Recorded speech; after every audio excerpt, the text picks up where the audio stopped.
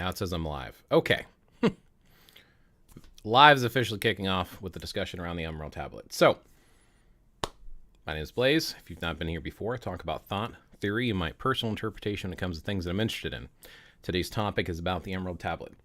Something that I'm very interested in because I think it's had a large influence on neo-paganism, New Age revival. Actually, not even a revival. At this point, I'm ready to start calling everything reconstruction.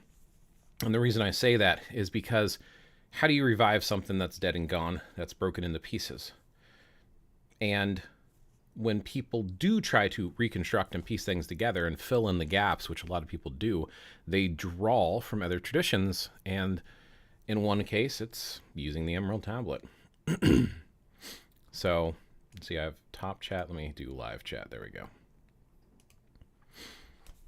All right, so with the Emerald Tablet, if you've not heard of the Emerald Tablet before, I'm sure you have. And I think most of the stuff that I talk about, other people have talked about before. Because you learn from others. And this type of stuff that I research and look into and theorize about, I look at the research of others. Now, in some cases, it's research. In some cases, it's hearsay or just repeating stuff. And that's one of the problems that I have, is a lot of people hear something and they repeat it and they don't go to the source of where did it come from. So it's kind of curious. So there is a phrase that is commonly associated with neo-paganism, specifically the two paths, witchcraft and wicca. Those two paths have a tendency to have a phrase associated with them, as above, so below. If you've studied either of those, you've probably heard that term. But where does that term actually come to us from? What is the origin of that term? The Emerald Tablet. So I used to call it the Jade Tablet because I forgot that it was actually emerald, not jade. The Emerald Tablet supposedly came to us from Egypt. And apparently it's a few thousand years old. Supposedly there are some theories that it was written down or carved around 1100 BCE, I believe it was. And I've got some websites that I'll make some references to here in a minute. But right around the 1100, 1200 mark BCE is typically where people say that it came from. I want to point something out. Nobody has ever actually found the actual Emerald Tablet. It is believed it was carved into either green stone or possibly actually emerald itself. And it is basically an alchemy stone. It lists alchemical formulas, which brings me to one of the points that I've brought up in many of my videos. Excuse me, apparently I've got a tickle in my throat. One of the things that I've mentioned before, and I don't remember where I originally heard this quote. It's not my quote, but yesterday's magic is today's science.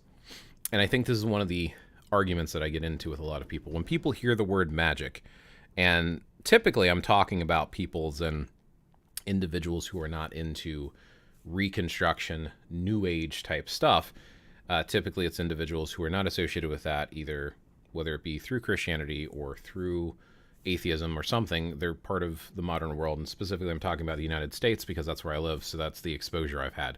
Those individuals have a tendency to put up a guard when they hear the word magic. They instantly think of fantasy and fiction. And the argument that I have to that, the counter argument, is what is actually magic? And I guess that's where we get into a piff back and forth of what actual magic is referred to. So I consider magic to be all of our modern sciences are magic. Why? Because depending on, and actually maybe we should look up the definition to have a conversation around this. Hello to Dusty Dud and welcome. What up? Enjoying these lives in history. Awesome. Thank you. And welcome, and I'm glad you're enjoying them.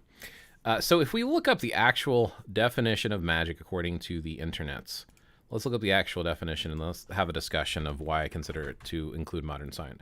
Magic definition and magic etymology. Let's look them up right now and cut this out. So according to the search results here on DuckDuckGo, magic, noun, the art or practice of using charms, spells, or rituals to attempt to produce supernatural effects or control events in nature. The charms, spells, and rituals so used, the exercise of sleight of hand, conjuring, or making something seem to appear, disappear for entertainment purposes.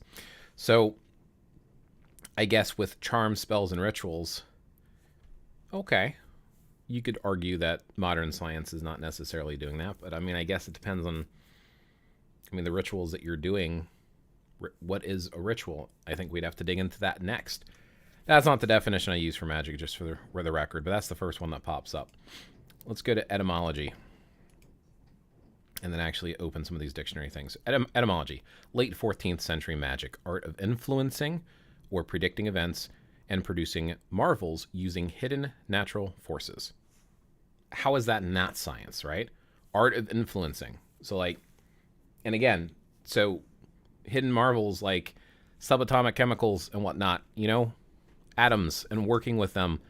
To me, science, oh, we'll get into that in a second. Supernatural art, especially the art of controlling the actions of spiritual or superhuman beings. It comes from the old French word, which I'm not going to pronounce because I don't know how to pronounce it. And apparently there is also a late Latin version, which is the same thing as saying magic or saying sorcery, according to this. There is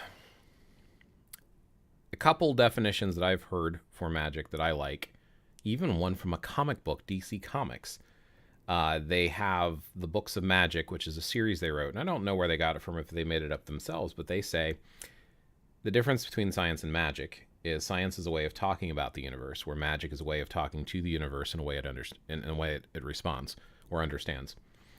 And that kind of clicks with me personally, even though it's from a fictional thing. I've also, like I said, yesterday's magic is today's science. I've also heard that term before, which makes a lot of sense to me. Magic on multiple websites usually has something to do with supernatural forces, so I guess that's why you separate it out from science, which I guess you can. So, according to Britannica.com, magic, a concept used to describe a mode of rationality or a way of thinking that looks to invisible forces to influence events, affect change in material conditions, or present the illusion of change. Within the Western tradition, this way of thinking is distinct from religious or scientific modes. However, such distinctions and even the definition of magic are subject to wide debate. That's kind of the point that I'm getting to there, that debate part, and the fact that people do try to separate them, but it's kind of like, does it really separate? And in my head, in my mind, it does not. Hello, Solar Wolf. Good to see you. Magic is a way of understanding. It's a way of interacting with our world. And I guess the reason I take that approach and definition to magic is because what you see in fantasy video games is not possible. However, being able to literally control electricity and flick on a light switch, people look at the world we live in, and because it's called science and because it's normal, they don't see the magic behind it. If you take a human and drop them out in the woods versus the world we have built as a society, I consider that to be magical. Now, that's not to say that I don't think that there's any additional magic that has not yet been proved by science. And I think that's what it comes down to, is as magic is repeatable and provable through scientific means, it then gets recategorized as being science. Back in the olden days, the individuals that were the wise people of their villages, the ones that today we would call wizard, witch, sorcerer, shaman, those individuals from the past are the ones who literally had their practices that have been pulled and plucked out to become modern science. So when you look at stuff like alchemy, when you look at the Emerald Tablet basically being a guide for the modern alchemist, alchemy is even considered archaic by today's standards. Today, folks prefer the science like chemistry. Like, how many alchemists today are well respected? Maybe I just have a misunderstanding of the alchemy field, but it's usually considered archaic as far as I understand it. I mean, maybe I'm wrong on that. So the Emerald Tablet has had multitude of influences on a lot of different societies and cultures, but supposedly it had been given to humankind by the Egyptian deities, specifically Thoth or Thoth. I don't know how you actually pronounce his name because I've heard arguments back and forth. I do not speak Egyptian, so I'm going to call him Thoth, which is a crane-headed deity that is associated with writing and wisdom and record keeping. So supposedly this information from the Emerald Tablet was given to humans. Now, the original tablet we have no record of it actually existing. We have a lot of stories and legends around it existing. Most of the stuff that has been studied by individuals has been translations, supposedly from the original tablet, but they have been translations and translations of translations. So there's a few actual translations out there, including by an actual scientist. Isaac Newton actually did a translation. And he's the one who I believe, and I'm going to double check here in a second because I'm going to share links like I always do. He's the one who actually translated as above, so below. So that phrase, again, that is so common today in a lot of occult New Age circles, comes from an Egyptian alchemy tablet. Interestingly enough, some other information and background, aside from the fact that we don't have the original tablet, we don't know if it even existed. The tablet itself and the idea behind alchemy, one of the biggest things that folks tried to do with alchemy was try to convert lead into gold. Making gold was apparently the big thing. It's about transformation. And there are things in its translation that talk about spiritual transformation as well as physical transformation. So again, the alchemy can apply both scientifically as well as magically, which is why I was bringing up my definition of magic, which I can talk about in a future live. But it's relevant to the conversation, which is why I'm bringing it up. There is a book series called Harry Potter. I'm sure a lot of people have heard of the Wizarding World, J.K. Rowling, Harry Potter. And in there, you have the very first book, which is Harry Potter and the Philosopher's Stone. Now, the American, English, U.S. version, because obviously it was English in Britain too, the U.S. version apparently changed it to Sorcerer's Stone, but the original book is actually called Philosopher's Stone. And there is a wizard in the Wizarding World named Nicholas Flamel, who basically is immortal because he created the Philosopher's Stone that not only could turn lead into gold, but it could also make its wielder immortal, and it can make an elixir of life, which keeps you young. Here's the thing. All of that is true-ish. Nicholas Flamel was actually a real person. It really existed. And I will share that link. So, I mean, obviously fiction story for Harry Potter, but a lot of the stuff that comes from fiction comes from a true source that people have manipulated. Nicholas Flamel was really a person, and there is really a theory on the Philosopher's Stone, and it comes again from the Emerald Tablet. Supposedly one translation of it comes in the form of the Book of Aquarius, written in 2011, which I'll also share links to that here in a few. And the Book of Aquarius apparently teaches you how to make a Philosopher's Stone. The idea apparently is there is a natural order to things, and understanding that natural order, again, magic and science being similar in my mind, magic, science, and religion. People say you shouldn't mix them, but I think they're the same thing. It's just a different take on them. But your body naturally processes stuff. So apparently in this formula in the Book of Aquarius is that you conserve your own urine for over a year, and you're boiling it, and you create a stone out of it, and it's supposed to change shape and color as you add different materials to it, and supposedly you can make an actual Philosopher's Stone. That apparently it allows you to be immortal, and apparently it also allows you to turn lead into gold, which is interesting. But yeah, so all of this stuff, again, it's coming from apparently Egypt. So this tablet here, again, this is a reproduction here. We don't know what it actually looked like. This is one idea of what it looked like, and apparently it was in an archaic language, an esoteric language that isn't an actual language used. And I'll share this link as well, by the way.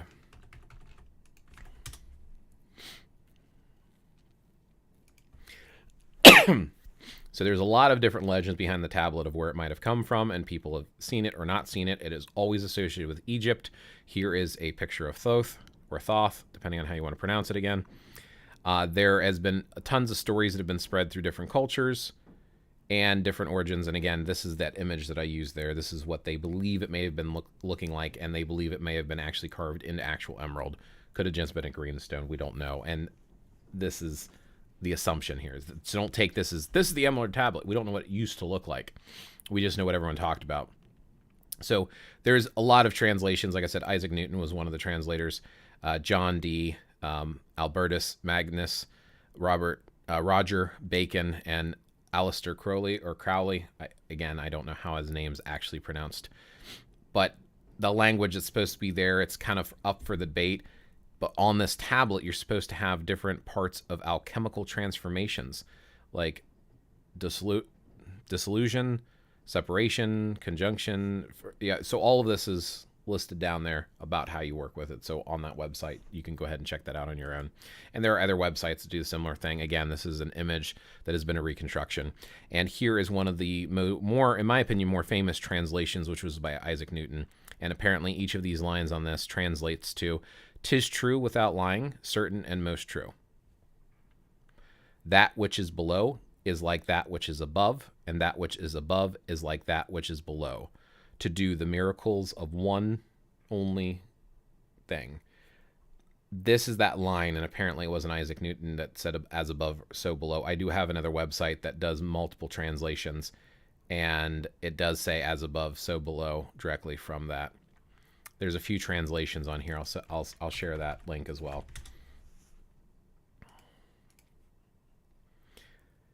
"And as all things have been and arose from one by the mediation of one, so all things have their birth from one thing by adaptation.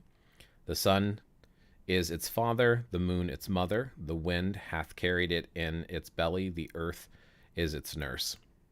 Now this is interesting because, again, there's a lot of references here that you see in modern neo-paganism, talking about the sun being a masculine symbol of God and the moon being a feminine symbol of goddess. You've heard of the triple goddess of the moon, I'm sure, and if you have not, I'm telling you about it now. The triple goddess of the moon is huge in a lot of New Age paganism stuff. And that's not to say it directly came from the Emerald Tablet, but you can definitely see some influence here because there are other cultural things in different cultures where there is a sky male deities and female feminine water earth-based deities as well. So you see it in other places. It's just interesting that it's also here in the tablet's translation. "The father of all perfection in the world," and the whole world is here. "Its force or power is entire if it is converted into earth. Separate through the earth from the fire, the subtle from the gross sweetly with great industry. It ascends from the earth to the heaven, and again it descends to the earth and receives the force of things superior and inferior." Which, again, I wonder if that has anything to do or has had inspiration on some of the evocations and invocations that is done in modern neo-paganism, or if it is a reference that has been translated or prescribed into the reincarnation cycle as well, potentially. I mean, I know there's reincarnation from other paths, but I'm looking at this tablet because I have once heard, again, I thought it was the Jade Tablet. The Jade Tablet was the inspiration for a lot of the modern New Age occult type practices. So I'm looking at this as a possible reference for some of these beliefs that are commonly shared among some of the New Age paths. "By this means you shall have the glory of the whole world, and thereby all obscurity shall fly from you. Its force is above all force, for it vanquishes every subtle thing and penetrates every solid thing. So was the world created. From this are and do come admirable adaptations, whereof the means or process is here in this. Hence I am called Hermes Trisgetimus, having." This apparently is the original author of the Emerald Tablet, or at least a lot of the translations. Apparently this is the individual who had received it. So it's not Hermes the god, it's actually a person. So you can look up this person too. There's references to Hermes as well. "The three parts of the philosophy of the whole world." Again, power of three. We hear this a lot in a lot of the New Age stuff. "That which I have said of the operation of the sun is accomplished and ended." So that's just one thing. And of course, there's different translations as well. Whatever is below is similar to that which is above. That's that one line that we see translated in very similar fashions. And apparently this is Latin text that they were translating from 1541 CE or Common Era. And I don't remember if it was here or the other one where they talked about how old it's supposed to be. I think it's in one of the other websites. This is the Emerald Tablet of Hermes. Again, talking about the Emerald Tablet. This is Sacred Texts website. I actually like this one a lot. They break down a little bit more in here. So here is some more translations. So here is a large group of translations. And somewhere on here is the "as above, so below." So to make it easier, "as above, so below." Here's the exact line. So this is a translation from Fulcanelli, translated from French by Saive King. I'm butchering these names. I'm sorry. I don't know how to pronounce them. And maybe on this one, I'm actually going to zoom in a little bit here. So let me pull this up a little bit closer to the screen like this. There we go. So this is the one translation here. And it says here on line 2, as below, so above, and as above, so below. With this knowledge alone, you may work miracles. So that's the row 2 translation. As above, so below, right there. This is the oldest reference I have personally been able to find to this phrase, because I want to know, where did it come from? Why do so many people say as above, so below? Now, I have heard it as with circle casting. It works well. So when you're casting a circle and you cast it thrice about and you say as above, so below, you're creating that orb around your sacred space. But philosophy-wise, there's also this concept of your inner universe and the outer universe in some of the traditions, and I don't remember exactly where it comes from, otherwise I would tell you, but things that I had read before, back in the 90s, is that all the universe that exists out beyond your body is also inside. So as above, so below is a connection of the fact that we are a reflection of all that is, and all that is a reflection of who we are. So that is above, below, well. So it's an esoteric, ethereal kind of deal as well. I remember hearing about as above, so below saying a few years ago, and I asked a guy I knew about it. He's a hardcore Christian. He said that it had something to do with Satan or demons, I think. Unfortunately, you see this a lot with Christians instantly pointing fingers to Satan or evil as soon as it's anything not to do with Christianity, which is a shame. Not all Christians are like that, but I have met a lot of Christians who do that. That's not the case. This stuff is older than Christianity. Therefore, in their mind, it has to be evil.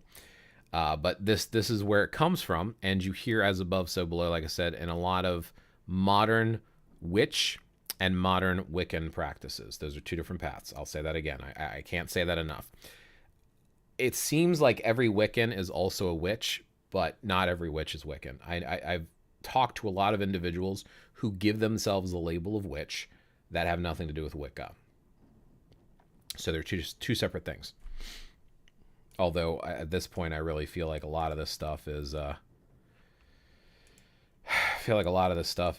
I don't even know how to say it politely at this point. A lot of the stuff that is modern practices are just made up modern practices that take pieces like this from older practices and just claim it as their own. And stuff like as above, so below, it's like, where else does it come from? But now we know exactly the translation, who gave the translation, and you can find it, like I said, on that last sacred text link that I sent you. So that was before I got interested in this stuff, and that's fair. I mean, everyone has their own explanation. Everyone has different stuff. I was raised in a Roman Catholic faith, and it didn't feel right to me. And I got into spiritual healing at a very young age, just naturally felt right. Maybe it's just from watching different shows and trying things out, and it seemed like it worked.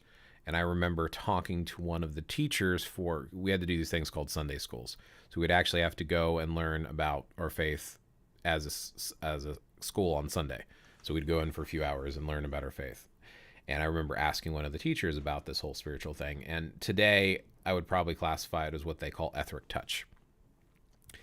And they said if you were not healing in the name of Jesus, you were using the devil's power or whatever. I don't remember exactly how I worded it. And I was like, what? So if this is a natural gift, and so regardless of what people think, let's pretend for a second, spiritual healing, you 100% agree it's true. Regardless of how you really feel about it, pretend it's true. So if you take it from a Christian viewpoint, why would that not be a gift from your God if God created everything? So if you have natural talents and abilities and you are meaning to do positive things, I mean, it is literally, etheric touch is literally laying on of hands. It's literally your wrist is sprained and you hold your hand there and you think positive thoughts, vibrations, and supposedly, in theory, from a spiritual healing standpoint, that is supposed to help soothe and heal that because of the touch. This is naturally seen like the same thing why babies need comfort from their parents when they're held. When you are held in a loving embrace, there's something you feel there that, in my opinion, is beyond the physical. There is something esoteric, something spiritual, something beyond the normal level. So the idea of etheric touch, touching with intent of healing, has a vibrational, energy, magical quality to it. And again, I understand that everybody buys into that or believes in that, and that's fine, whatever. I do. I think it's real. I believe in it. And the idea that that is evil because you have to invoke a name of a particular deity just reinforces how a lot of Catholics that I've spoken with, it's all about the church and going through the church. Same reason you, like some of the Protestants believe that you can have a personal relationship with God, but a lot of the Catholics believe you have to go through the priest for it. And it's just, it wasn't the right path for me. I'm not trying to criticize Christianity, and I'm not saying all Christians are terrible. I'm not saying any of that. I'm just saying that this instinct to reflexively say, if it's not my path, it's wrong or evil, is common among any believer. And you will find the rare exception who is open-minded and willing to embrace others. I've actually heard of modern-day Christian churches that are very open to that. They'll accept anyone in there. You don't even have to be Christian. You can be any denomination you want. But some denominations, especially some older school ones, tend to be very big sticklers on this is the only way. So when you bring up stuff that's outside of it or from different paths like this, they will instantly, reflexively say that's evil. It's happened for years, and it's unfortunate. But yeah, this here, as above, so below, is what seems like the origin of this. So this site here is just some more. You'll notice here I've got a lot of different sites when it comes to the Emerald Tablet, because I'm trying to look for information and then reaffirm it. Like, you can't just go with one source. And most of these sources that I'm finding, I'm not even sure how accurate they are. So I'm trying to look at different references and cross-reference. Like, are they saying the same thing? Why is everybody repeating the same thing? Because the problem is you can get what's called confirmation bias, which means you find something and everyone had heard it and repeated it so many times that now you have a whole bunch of sources that are just echoing the original source. So I'm trying to look through different sources from different points of view, different authors, different books. So I'm trying to like reevaluate everything that I'm looking at. I'm trying to question it. And if something contradicts it, I want to take that into consideration. I don't want to just find stuff that reaffirms or an echo chamber that says this is right. But on here, again, this is just restating some of the things that we were already talking about, right? Thoth, the Egyptian god of writing, as we were talking about. One of the most important deities, 5000 BCE, which is before Common Era. And apparently, I think this is the one that talks about when the tablet came. This image of the tablet's been used a lot. So the imaginative depiction of the Emerald Tablet from a 1606, I guess that's when it was originally depicted, which I don't know if we have something that old or not, or I don't know what the 1606 is referring to, but this is in the public domain, that image. So it's on the wiki website as well. So it is widely believed the Emerald Tablet was carved into green stone or even emerald, which is what I was talking about earlier too, but the actual tablet has never been found. A legend says that it was placed in a cave tomb under the statue of Hermes in Tiana, Turkey, at some point around 500 to 700 CE. So there's a lot of different stories of where it may have come from. This is the individual who supposedly wrote the tablet. So this is Hermes. Like I said, it's an individual. It's not an actual deity. The Greeks identified the Egyptian god Thoth with their messenger god Hermes, who they believed to be the divine author of the Emerald Tablet. The name Hermes Trismegistus, or the thrice greatest, stemmed from the belief that he came to the world 3 times as an Egyptian god Thoth, as Greek god Hermes, and then as Hermes the man, scribe who lived thousands of years in the past. What was written on the Emerald Tablet? And here again, here's that reference, as above, so below. I'm not meaning to hate on the guy that said that, but I think he was really into and believed the satanic panic stuff like 6 or 7 years ago, and I didn't even really know what that stuff was about. No, that's fine, and I get that. So I'm also a gamer. Love gaming. I play Dungeons and Dragons. Back when Dungeons and Dragons first came out in, like, I don't remember what time period it was. I think it was before the 80s. It might have been the 70s. I think the original edition of Dungeons and Dragons, let's see. I thought it was the 60s. I want to confirm this. It was the 70s. After the original edition of Dungeons and Dragons was introduced in 1974, the game split into two branches. 1977. So it was the 70s. So I was wrong. But there was, and I don't know if it was in the 70s or 80s that you can find it. You can still find it to this day. They were basically talking about the dangers of playing Dungeons and Dragons and how it was teaching children witchcraft and how to worship Satan and draw on these evil powers. It was literally, it's if you've never played Dungeons and Dragons, it's literally a fantasy role-playing game where you have dice. So you make fake characters and you write them down on a paper, and you have stats and statistics for the ability to do stuff, and you tell a story with your friends. You have one main person called the Dungeon Master, and you literally just play a fantasy game. So the Dungeon Master describes what's happening, and you as a player gets to choose what actions you want to do. And if it's something like forcing open a door, you have to do a strength check. So there's calculations, and you roll dice to see if your character was able to do the feat of strength to force the door open, as an example. Or if you're casting a spell to cast the concentration thing, in order to cast a spell, how much damage you do, it's about rolling dice.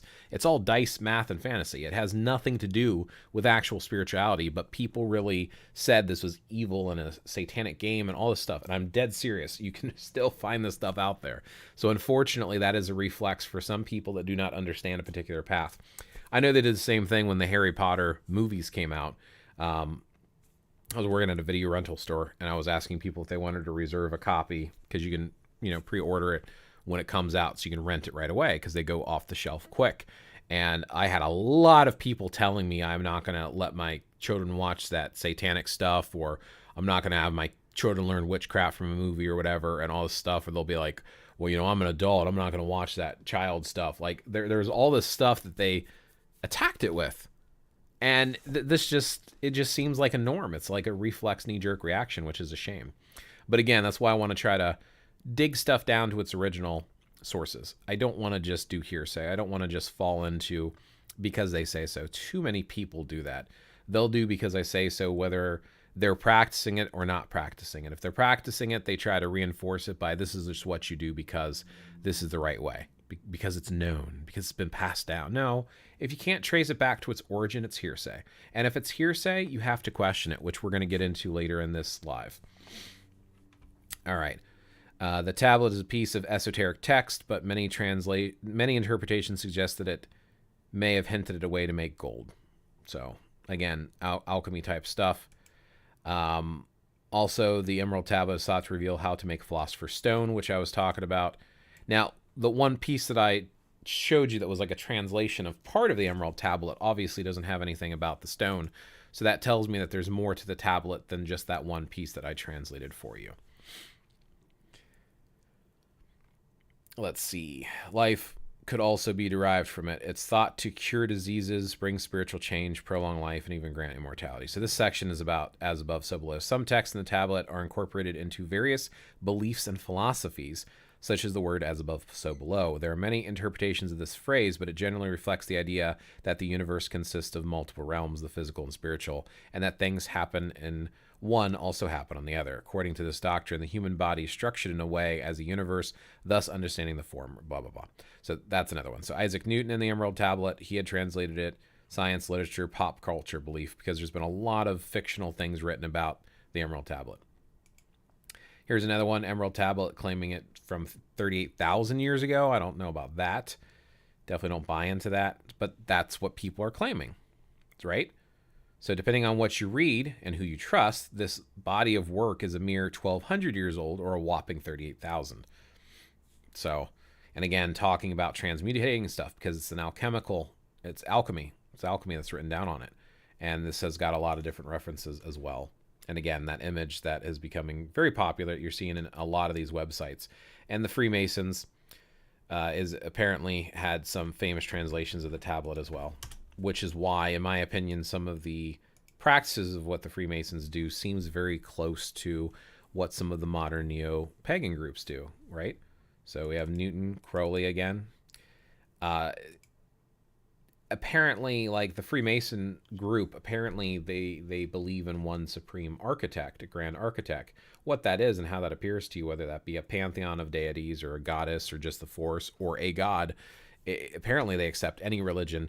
You just have to believe in a higher power, and what that is your business, and they don't talk about spirituality. Supposedly, I don't know a lot about the Freemasons because it's a closed society, but that's what they talk about. But I've seen them perform ritual before, like if someone's passing away, they can do last rite ceremonies and stuff, and it feels very much like what some Wiccans or modern neo-pagans do in some of their rituals. It's very similar. So if they come from the same source or were inspired by some of the same stuff, that makes a lot of sense to me. He said in the 80s there was something called McMartin's School or something that got him into satanic panic. I said, I don't know. I was born in the late 80s, dude. I told him. He really talked about Aleister Crowley a lot. Crowley. But yeah, Aleister Crowley was one of the big three when it came to some of the New Age revival stuff, but we can save that for a future live. There was like three folks that really sparked a lot of what is practiced today and New Age paganism, heathenry, polytheism. Here's another website for y'all about the Emerald Tablet as well. Yeah, see, tons of websites talk about as above, so below, as within, so without, as with the universe, so with the soul. And this apparently, again, the Hermes guy who supposedly wrote the tablet. And this has got some more information on some of the individuals. The Egyptian Thoth, the original Hermes. Alexander the Great supposedly had the tablet at one time. This is one of a couple websites that talk about that. And apparently he found it and re-hid it. That is one of the theories of where the tablet went, because Alexander the Great got a hold of it, learned its secrets, and then hid it, and now we don't know where it's at. The second Hermes... So interesting information on there. Now we start getting into references to the actual tablet itself. This is one of my favorite websites, which is the Internet Archive. Huge fan of that. So in this particular one here, you can zoom in if you want to, but this talks about the history of the tablet, and then it talks about some of the translations. So this is very similar on what you're going to find on that Sacred Text website, but seeing it actually listed inside of a book. This book is supposedly from Hermes, again, who's cited as writing the original. So these are translations of it. And it looks like where is the copyright on this one? It looks like it was added on 2020, so like 2 years ago. I thought they usually put when it was actually written.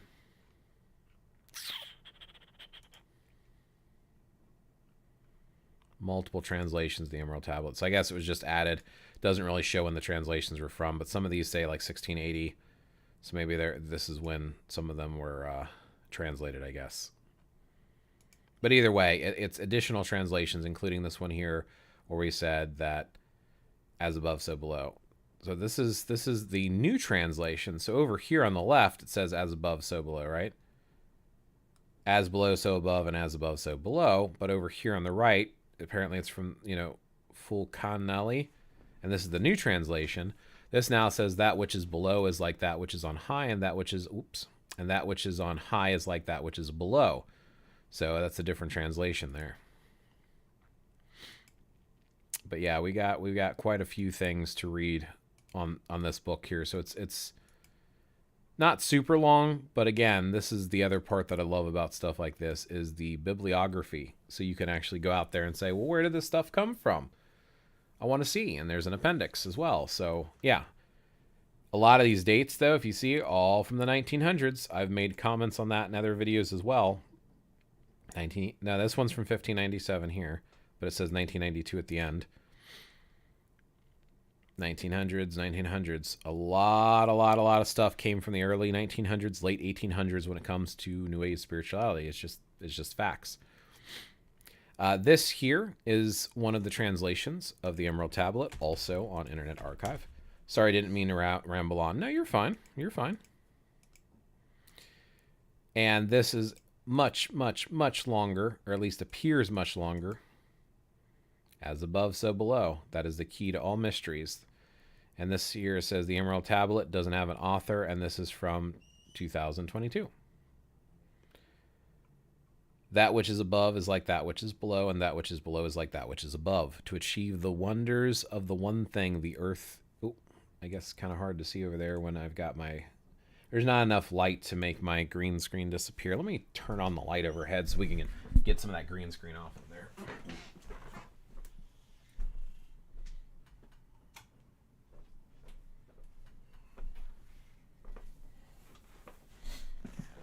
Sorry about that. As it gets darker, it's harder to key out my green screen in the background, so sorry about that. But true without falsehood, certain and most true, that which is above is the same as that which is below, and that which is below is the same as that which is above. So this seems like it's almost a repeat of that single line over and over again in different ways of interpreting it, which, of course, is a very important concept for some. But yeah, it's definitely some good stuff in here. Worth checking that out. I definitely think that it's worth reading. That's why I'm sharing it. Over here is just the wiki page. I'm not going to share this one. You guys can find it on wiki. It's just looking up the Emerald Tablet on wiki. And it's that same image that we have seen multiple times here. And this apparently is what the text looks like in that image, I guess. The earliest known version of the Emerald Tablet on which the later versions were based on. So suppose, so this is what they're claiming. And you can see down here below it, it has a translation of it as well. So this one I will zoom in on as well so you can actually see it a little bit better, even though you can still go yourself to... You can still go yourself to the actual wiki website. But you can see it here-ish. And then as I scroll down, you can see here where they translate it. And this is that one line here, that which is above from that which is below, and that which is below from that which is above. So that's that second line again. Truth, certainly, that in which there is no doubt.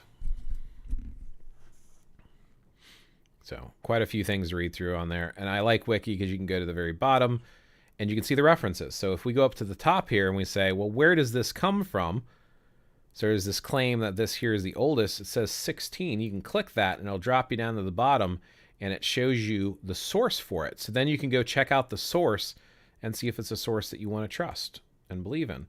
Apparently I need to scroll up so you can read that. So yeah, looking at the sources by clicking on them, that is one thing that I love about Wikipedia, is that there's references and sources to do further digging. So even though a lot of people are not huge fans of it, I actually do like it.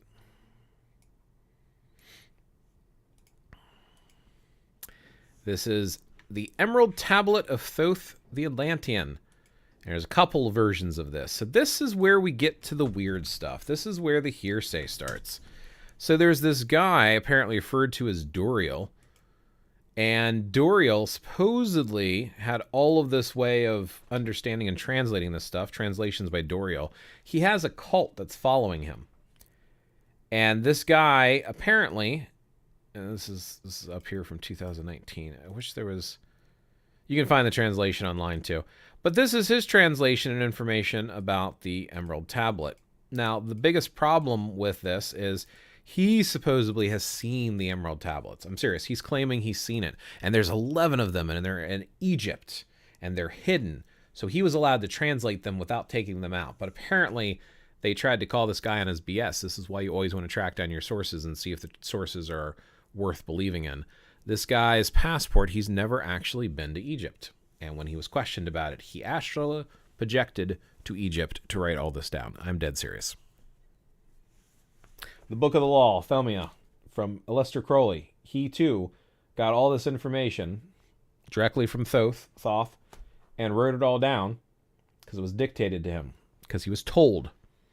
Dancing with Dragons by DJ Conway. The dragon script was given to her. So she had received it and wrote it down. This happens, and people repeat this stuff. So be careful when you're exploring this stuff, because if it's just... I mean, technically speaking, if you go back far enough to the original Emerald Tablet, where did that come from? So what's different between this book and this guy making these claims and whoever wrote down the original Emerald Tablet? So keep that in mind. Things get made up in religion, spirituality. I mean, the same thing, I will say the same thing to Christians about their Bible. There's multiple versions of the Bible. Who wrote down the original Bible? And I'm not trying to criticize, because Christians get really mad when you talk about their Bible. But seriously, where did it come from? Why is it true? How can you take the word of a deity, any deity, whether it's the Christian God or not, who's supposed to be all-knowing, all-powerful, and all-wise, and you're going to translate the divine word of God into human speech? I don't buy it. So yeah, this is a couple references to his translations here, and I'm not a huge fan of it, but this is one of the two people that is really suspect when it comes to what the Emerald Tablet was. And here's one more. Same thing. It's this Doriel guy, and you can look him up. You can look up the different things that are referenced to who he was and how he got this. But it's all this. All these translations are the same book. There's just 3 different versions of it. And he goes into great detail about how to use it and how the alchemical equations are usable and translated. Joseph Smith comes to mind. Yes, it does. Yes, it does. And G, now that you're here, speaking of which, completely and utterly unrelated, but just because you are here, I do want to share one thing with you. This is unrelated. Sorry, folks. We're going to pause the live for 1 second.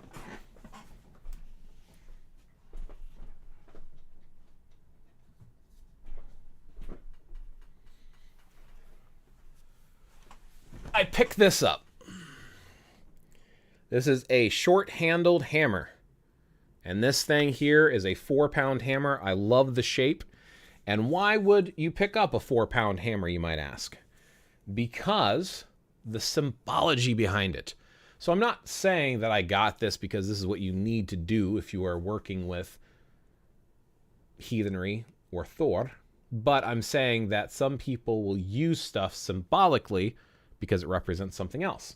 And because of all the stories that we have with Thor and Mjolnir. And the fact that my ancestors wore Mjolnir around their neck. It was important to my ancestors. So this as a symbolic element and type in meditation or prayer or spirituality is interesting. But I just thought you would get a kick out of that because that's like awesome. And yeah, there's script and stuff on it, but it's like, I don't know. I like it. I thought it was awesome. I thought you would appreciate it. But again, one person does it, everyone starts writing it down, and 100 years from now, they're going to act like you have to, if it caught on, people would act like you have to have a short-handled hammer in your practice because this is what you do. This is how you practice. And that's the truth with a lot of these different modern practices.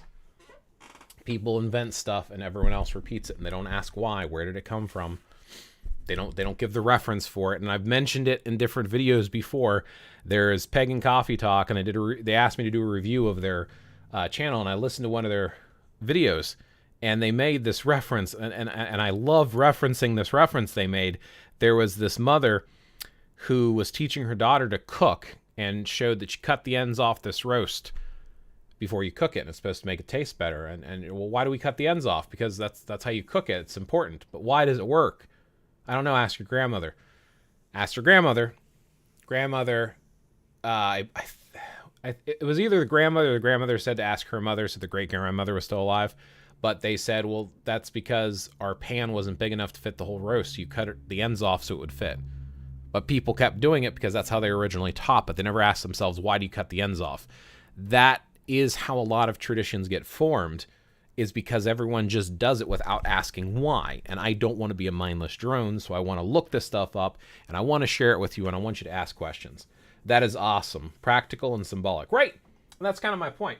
I mean, granted, at the end of the day, it's just a hammer, but there's symbology behind it. There's this practice, and this is getting off topic again, but in magical practice, you have what's called sympathetic magic, where you basically are going through the motions of doing something to symbolize something else to give your intent. It helps focus. It's the same reason why people do Tai Chi or yoga. They're moving meditations. You can just sit there and meditate, but you can also meditate while moving, and it gives a different experience. Going through things, I mean, you're exercising your body still in that case, but this is just a different way of exercising spiritual thought, you know? if you are doing a blessing of any form. In some religious traditions, they might have a symbol that they hold up. I've seen individuals in Christianity just hold up the palm of their hand or hold up a cross as an example, or they will waft an incense burner or something like that while they're saying their prayers. So they'll say their prayer and they'll do this, do their things. So saying a prayer and having a symbolic hammer and touching the hammer, which is supposed to be symbolic of being sacred, is one way of adding blessing to it. It's the symbology if you're doing things that way. I agree, everything comes from somewhere and someone, right? Everything we do, we learn from somewhere. That's why I'm so big on bringing up these sources so that you can see them firsthand. Read them for yourself. I can't teach you about what might have been ancient practices or modern practices without having references, because this is where I'm learning this stuff from. Like back in the day, it's my huge book collection over here. I've got like 50, 60 books that are occult related. I've got everything from Italian witchcraft, essential Reiki, elements of ritual, magic use and thought forms, paganism, hands of light, Tao of Jeet Kune Do, monsters, Wiccan practices and belief, teachings of Don Carlos, green magic, king of the Celts, witchcraft, theory and practice, nocturnal witchcraft, the complete book of incense, oils and brews, herbs, dancing with dragons, druid magic, the druids, Elsatru, Icelandic magic, the book of wizardry, Crowley, the Book of the Law, Earth, Air, Fire, and Water, Earth Power, the Healer's Manual, the Healing Craft, Develop Your Psychic Skills, etc., etc., etc., etc., etc. All these different books from different authors. In the 90s, this is what I had. So there's two main sources people have stuff from. Learning from others through book, video, or conversation, or what's called UPG, unverified personal gnosis, your own personal practice that you've developed and it works for you. Now, the problem is we have access to everything. Back in the day, all you had was your community. Unless you traveled, your parents and your community is the only way you're introduced to spirituality. Today, you can pick up the internet, you can search up sources, you can read books, you can talk to other people through the internet, you can get inspired by a different type of stuff. When you do that, people today start becoming eclectic, mix and match. You find what works for you and make it your own. The problem comes when those eclectic people start teaching other people their eclectic path without telling folks. Now everyone's repeating it and doing what they want. This is one of the biggest problems I find in modern heathenry, or they're calling themselves Norse pagans. I'm always going to call it heathenry. Because if you look at the Scandinavian stuff when they reference this, they actually call it heathy, which means heathen, and things like that. So it's a different, to me, heathenry is a little bit different than paganism, but whatever, it's fine. People call yourself whatever you want to call yourself. But the problem I'm seeing is in this Norse pagan revival movement that's huge right now, it's like the modern Wicca. It's the thing that everyone's getting into because of Vikings TV show and whatnot. That a lot of people are drawn to it for that, I'm telling you. Also, when I was younger, you couldn't find shit on it. Nothing. People wouldn't share stuff. You either read the Eddas and Sagas if you knew how to translate it or nothing. Then you have people like Jackson Crawford who are sharing the translations. Now people can study the Eddas and Sagas. And more Icelanders are talking about it too, to where you can see some of the translations. In Iceland, you actually read the sagas in school growing up. So they know a lot of these stories. And Iceland is becoming more proud of its heritage, because for a while there, they were treated like the whipping children of Scandinavia. And now they're like, hey, we come from these cool people with all these stories. We're going to write them down and share them. And it's grown. In Norse paganism, people aren't giving themselves denominations. You have it in Wicca. You have the Gardanian tradition, the Alexandrian tradition, the Sanders tradition. You have the Dianic tradition. You have all these different traditions. You have basically denominations that denote this is how this group practices it. British traditional Wicca. You have all this unique stuff that helps you separate it out. You don't have that in heathenry. You have big groups like the AFA, Alsatrua Feligith. Those are two big groups. So you can say, oh, they're doing it because this is how that group does it. But a lot of solitary practitioners are inventing stuff like the hammer test or the 8 noble virtues. And they're like, well, where does it come from? No one's asking that. They're just doing it because that's what they do. And I want to stop that. That's the point of my lives here. This is the Book of Aquarius. So here's one more for you. So in 2011, an unknown author, that's why it says by anonymous, they didn't want to reveal themselves, created a website, thebookofaquarius.com or something, which is supposed to teach you in great detail how to make a philosopher's stone from your own urine. And supposedly a lot of people in real life tried to copy this and make their own philosopher's stone. And supposedly one person finally succeeded, and then the website disappeared. Gone. They've since pulled it back up, and I'm going to share both of these with you. So here's the new bookofaquarius.com, but it's been reposted. All the original comments are now gone.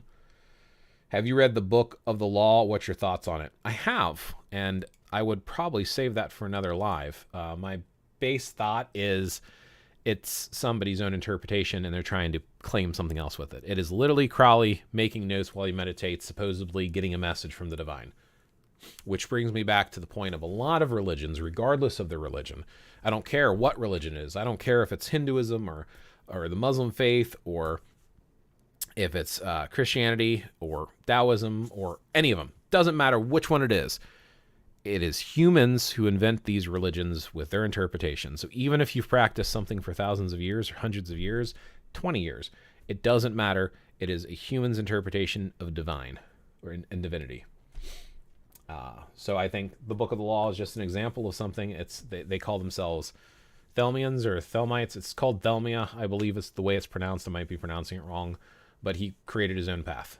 And like I said, I could do a live about this in the future, talking about Gerald Gardner, Aleister Crowley, and Ross Nichols, which were three big groups, and they split off. One of them created Thelmia, one of them created Wicca, and one of them created modern Druidry.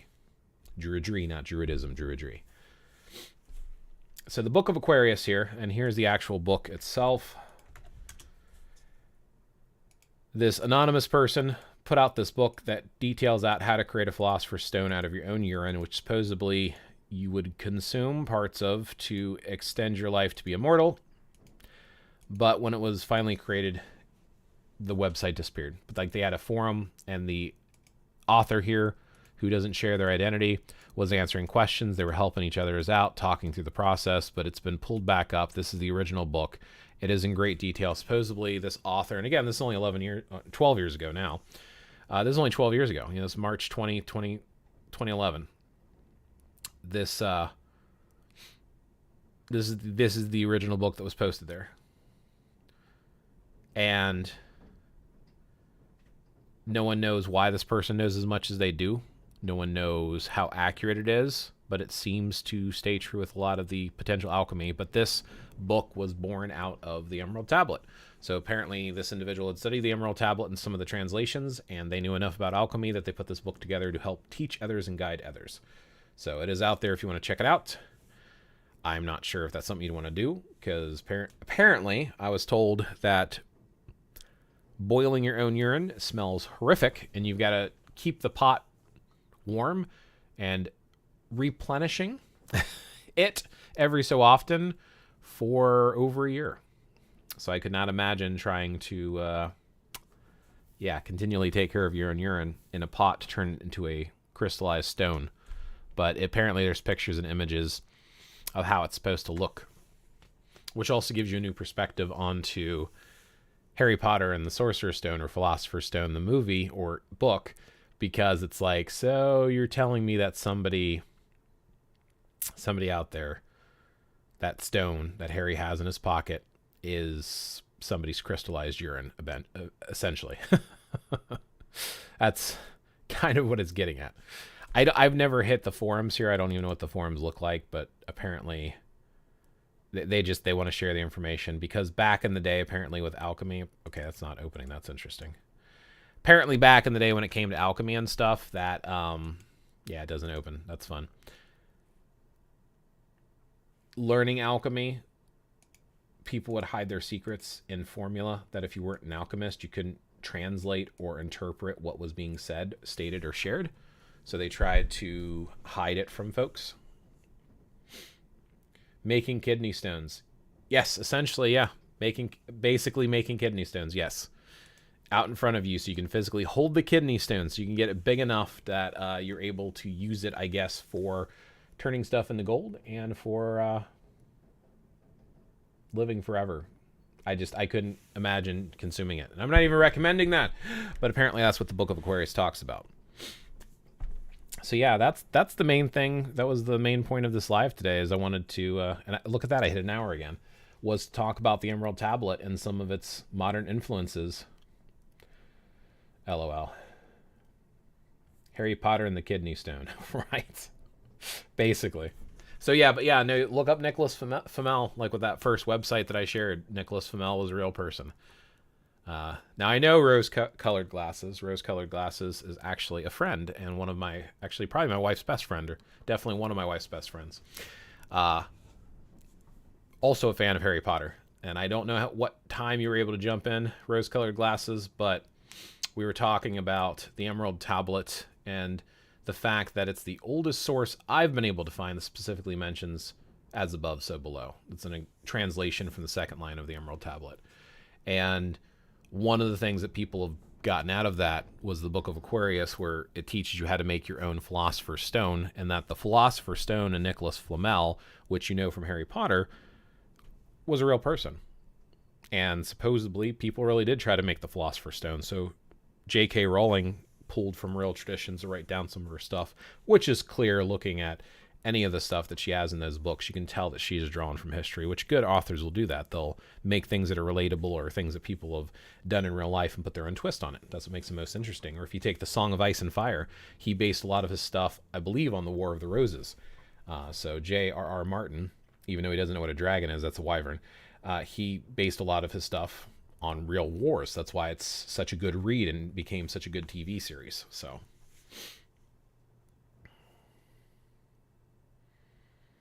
all right, so today's live was more talking and less interaction, but as we're wrapping this up, like I said, I'm trying to keep most of these around an hour. I am more than willing to answer some questions or have some discussions around other stuff as well before we end the live. I am unfamiliar, but I will rewatch the full stream. I did know she had pulled him from history. Cool. I'm not surprised you knew that. Just in case, I wanted to share that. So my beard is all crooked today. There we go. Even it out. I'm like sticking off to one side. I'm ready to stab someone with my beard.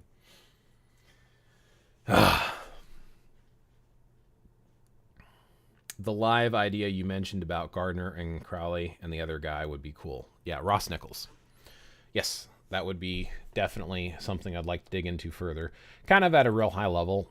There was, and this is the thing that a lot of people who are New Age or into polytheism today, and I call it Reconstruction, and I'll say it again. I call it Reconstruction because the paths are dead and gone, and people are taking pieces from the path and reconstructing what they feel would fit. And they make it an eclectic path. Like very, very few people could genuinely call themselves a neo-pagan or a neo-heathen of some form without making references to multiple things that are outside that path, because again, there's holes and gaps. And you fill it in with other spiritual paths, and you fill it in with what you believe spirituality is, and then you fill it in with cultural stuff from where that stuff comes from. In the late 1800s, there was a huge interest in reviving a lot of this stuff, and some of it can be traced back a little bit further. So Ross Nichols was part of a group called the Ancient Druid Order. Now, that's not to say that he was actually part of the ancient actual Druids, which, interestingly enough, they didn't call themselves Druids. That's actually a more modern term. Definitely a couple hundred years after them, but they didn't write their stuff down. So they were written about secondhand accounts like Pliny the Elder. Julius Caesar wrote his Gallic Wars. Strabo.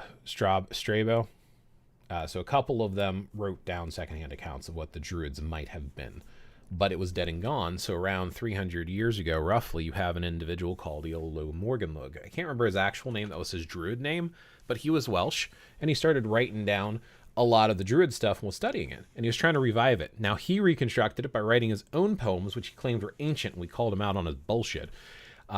We, as in, like, this, people who were interested in this stuff called him out on it, because they're like, no, this is not historical.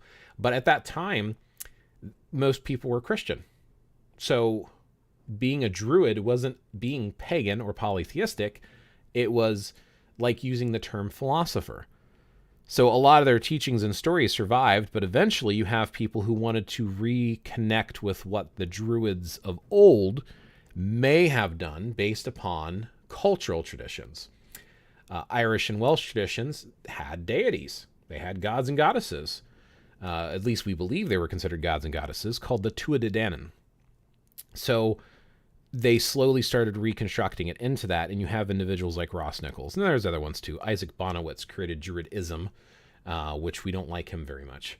And then we have other individuals, let's see, Ed Fitch and a couple others. There's actually a really cool interview. I think I shared it with G, where they're talking about and doing an interview, but they're researching this stuff, and again, early 1900s, and they were trying to reconstruct stuff. So now we have a big boom of stuff like Wicca and witchcraft in the early 1900s, where folks are trying to reconstruct it, and you have all these books being published and everyone's sharing information and doing their own thing, and that just continues. I just want to know, if you're going to do that, like, you have to see where it comes from and who shared it.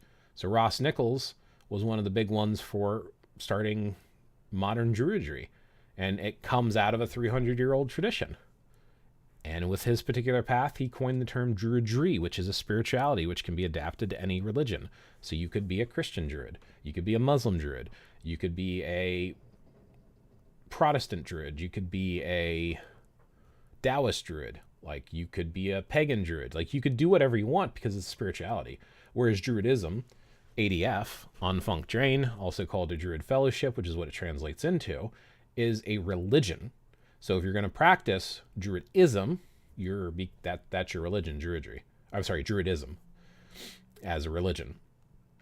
And then Gerald Gardner was researching stuff. He claims to be from a group called the Black Forest Coven, which is a group of witches, and he claimed to being a witch. Now, he liked to practice in skyclad, nude. His whole coven would do it, and there was actually videos of them practicing completely butt naked, and they would get together, a group of friends, have some food, get naked, do a ritual, and just sit and talk and drink naked. So then we had this big thing with a lot of, eventually, apparently he never called it Wicca, but one of his books he wrote down, it had Wicca. Wicca is a modern term derived from the Anglo-Saxon word, which is spelled the same way, but it's pronounced witcha. Witcha referred to an individual. There was witche and witcha. Witcha was a male practitioner of witchcraft, basically, and witche was a female practitioner. And they took the male version of it and called it Wicca instead because of modern English, and then you are a Wiccan if you practice that. And that was his own version of witchcraft that eventually some of his students broke off and did their own thing. You have Alexander Sanderson, and you have Alexander witchcraft, and then you have Dianic witchcraft, which focuses more on Italian. What do you mean? So Diana, people associate that with being a witchcraft god, right, or a witch goddess. But Diana is a Roman goddess. And if you look at some of the original traditions, like, since I still have it out, the Book of Aradia, it talks about Dianic witchcraft. And in here it has it in Italian with the spells, and then translated into English because it's Italian. It's an Italian goddess. So it's not really witchcraft, it's Dreghera.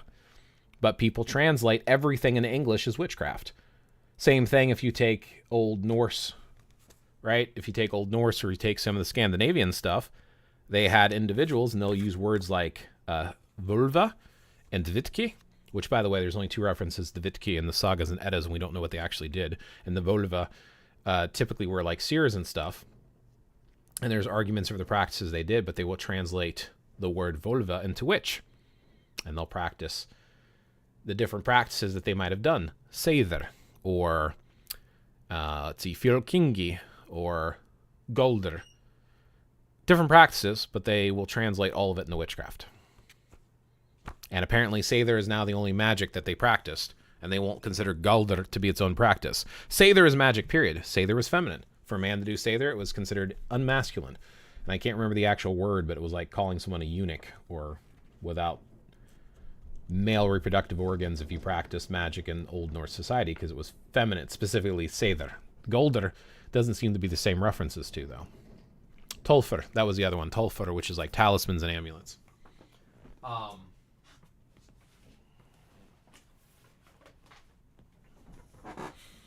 So you have the witch stuff that basically came from Gardner.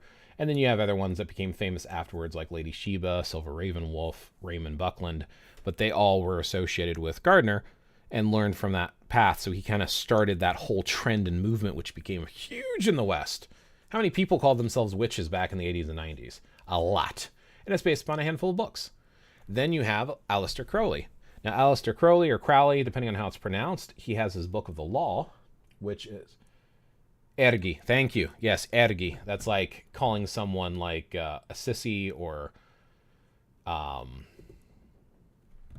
eunuch or something like that. It's like really demasculating. Apparently, in Old Norse Scandinavian culture, it was acceptable for a woman to take on the role of a man. So, for example, a woman took care of the house. She actually had the keys to the house around her neck. It was her home. It was her domain inside. She raised the children. She cooked. That was her home. And the man was responsible for taking care of the yard and the property, farming, hunting, or raiding and bringing stuff back. But when he came home, it was her roles. And the man was supposed to be a fighter and a warrior, right? And supposed to be craftsman and take care of the land and take care of the family. Well, when he's out to war, who's going to teach the kids how to fight? The mother. So if her husband died, if she picked up his weapons and went and killed his killer, that was considered noble. But if a man dressed as a woman or did womanly work, that was ergi. It was frowned upon. So it's interesting. It was a very, very interesting society. But back to what I was saying with Crowley. So I've got the Book of the Law, and Thelmia was his big thing. It didn't blow up as much, but a lot of things that people use today comes from Crowley and Aleister Crowley, because the three of them knew each other. A lot of people don't know that. Gardner and Crowley and Ross, Nichols, all three of them knew each other and talked to each other. That's why you see so much things that are similar in modern Druidry and movements like Obod, Order of Bards, Ovates, and Druids, which I'm a member of. A distant member, but I'm a member of. And then Wicca, and then Thelmia, they have similar practices because they all talked and shared ideas. And then you have stuff like magic with a K. Not everybody, I refuse to because I'm a pain in the ass. A lot of people put a K on the end of magic because you have to separate that from stage magic. Guess who started that? Aleister Crowley. I'd have to find the reference. So you can look it up if you don't believe me, and maybe I'm wrong. This is why I keep looking. See, I know tons of stuff from the 90s. I don't know how much of it's true. It's hearsay stuff from books or talking to others. So now I'm trying to go through all this stuff, find the origin and source of it, and have lives and videos to share with the rest of you. Like, hey, have you ever thought to question this? Are we sure this is right?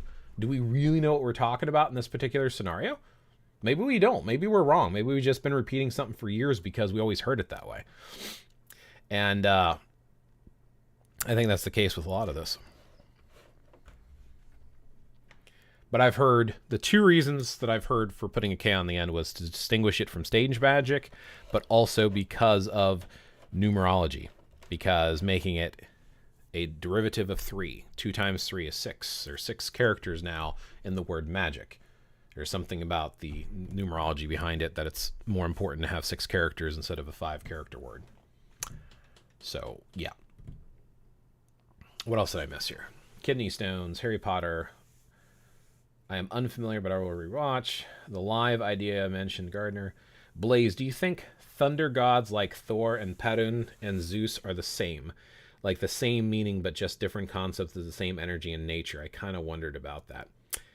Did Anton LaVey know Crowley, Gardner, and the other guy? I don't know. I'd have to look. I honestly don't know. I'd have to look that up. Anton LaVey wrote the Satanic Bible, for those interested. And interestingly enough, his version of the Satanic Bible does not look at Satan as an entity, but as a concept.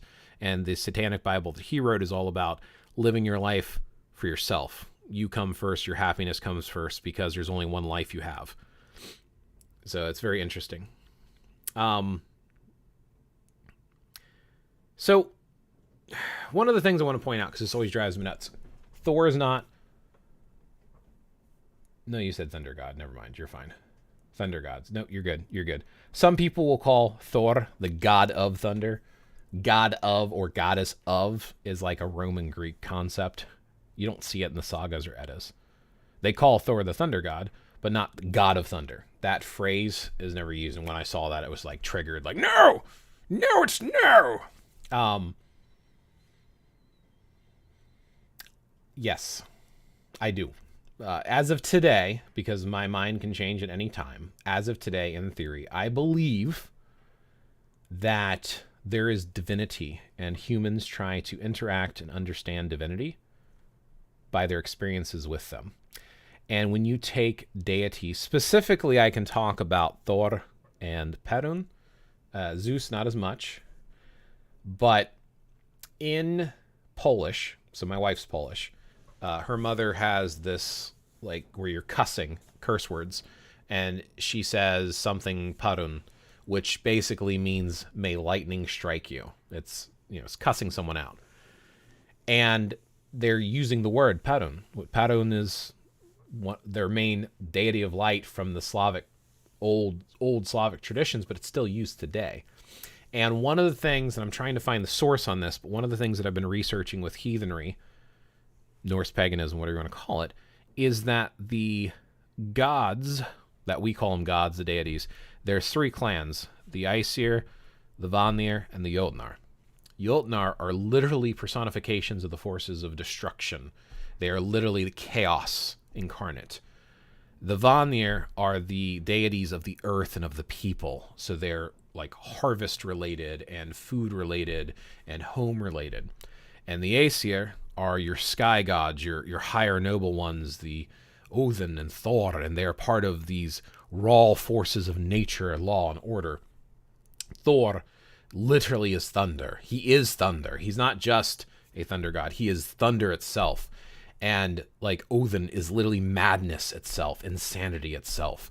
So if you take a look at Thor being thunder and Perun being used as thunder, as part of modern speech, thunder, yeah, I think what it is it's mankind, their interpretation of trying to connect with forces in nature, and thunder itself is seen as powerful, energetic, and full of light, and it strikes fiercely, and it's something to be respected and admired. So yeah, I believe that different cultures are looking at the same thing and calling it by different names. Now the interesting thing though is Perun Thor, or is Perun Odin? Is Odin and Thor different? Is Perun 2 different beings that they're seeing as one? Same thing could be said for Zeus and all those situations. I just don't know as much about Zeus. So, I don't know. I think that most cultures have a very similar idea behind what their deities and pantheons are, and there seems to be similarities between them. Diana and Artemis, as an example, which you could probably compare to maybe or just in general, or you have like Poseidon and Neptune. Poseidon and Neptune, Mars and Ares, like, so you have these different beings that are very similar in some of their natures. So yeah, possibly.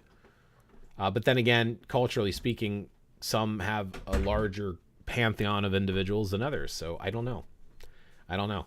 It could be different enough that it's not the case, and maybe we're just looking for similarities. What do you think? What does everyone else think? That's my current thoughts today. Like I said, ask me tomorrow. I might change my mind.